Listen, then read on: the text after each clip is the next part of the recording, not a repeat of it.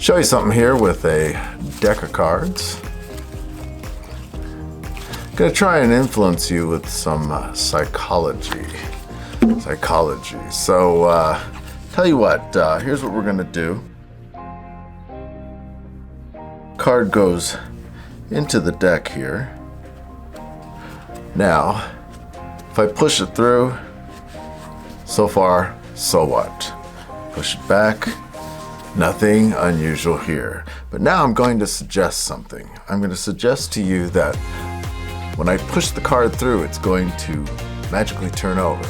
I don't know if this is going to work. It's going to depend. You're at home watching this on YouTube, so I don't know if this is going to work for you. It's just the power of suggestion, but if I push it through, some of you may see that it turns over, or appears to turn over. Of course, it's not really. It's simply the power of suggestion and the power of illusion. So anyway, that is a little bit. So here's how to perform the trick. What you're going to need is to create a card, a gimmick card. Now this is actually 2 7 of hearts. You can use whatever card you like. And I fold one of them in half, and then it's glued right here. So there's 2 layers here of the 7 of hearts, an identical card. I suppose it's kind of funny if you used a red and a blue card and the card would change colors. You could do that as well. But you just have this flap here, and that's the secret. So with this gimmick card, it starts out with the flap like this, and you can show it fairly freely. Goes on top of the deck, at least how I did it. You may come up with a better handling for this. Show the cards. Now, card is on top. Now what I did was, at least in my handling, is I dealt the top card off. And then notice how I took the card off and then I grabbed it on the sides. The sides makes it a lot easier to handle. If you're holding it like this, it's going to be very tough to probably handle and do the move I'm going to show you in just a moment. By holding it to the side, see, it allows that flap to dangle down a little bit, making it easy to grab and work with. And it's all covered under the hand here.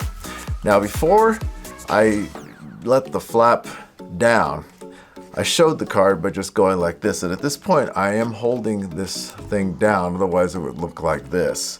I'm holding it down so I can show the face of a normal card, seemingly normal card. Now, when I turn it over, I'm letting go and letting it dangle just a little bit. Now, here's the move. I went to reach over to grab the card, and I reached here, and with my fingers, I actually moved the flap over. So if you're looking for it, you'll see it's not quite normal, because normally you would just take the card like this. But I just take the card like this as if I'm handing it over, and I've utilize the flap there. So bring it over, and now it's turned over. I'll give you the exposed view here. Right there. Now, it's already turned over. Goes into the deck. Now for display purposes, I'm holding the deck like this, and then I can push the card through. Now, when I push it back, this is the flap side here, and then I turn it over, and then I push it through, and then it looks as if it turned over. You can do this either direction. This may even be a different direction than what I did in the presentation, but it's up to you which way you like to have this show up. Right there. And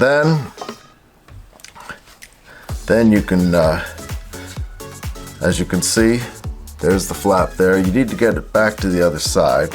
So show it. Then what I did was I pulled it out here. Now this part is probably a little suspect. What I did was I just grabbed the card and turned it over. I did the same move. And I think in the presentation you could see me changing the flap, and certainly hear it if you're looking for it. But I grabbed it, moved it over, and then closed the flap, and then I just rested the deck on top. And that is the reversing card.